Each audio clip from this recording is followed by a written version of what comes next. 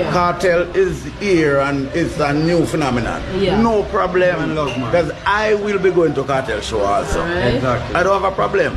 But don't try to compete. We're not compete with him. No. We can't compete with him. We understand that Cartel, that group and Sting Yes. was away for a portion of time. Fine.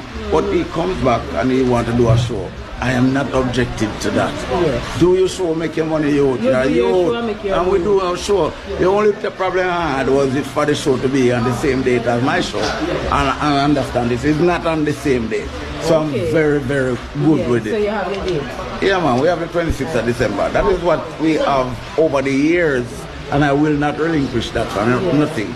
Once I know that it's coming up, it's a problem for me. My father is 53 and he said he know about the show. Yeah. It's a long time show. No, Sting started in 1984. I was like 26 years old with a boy.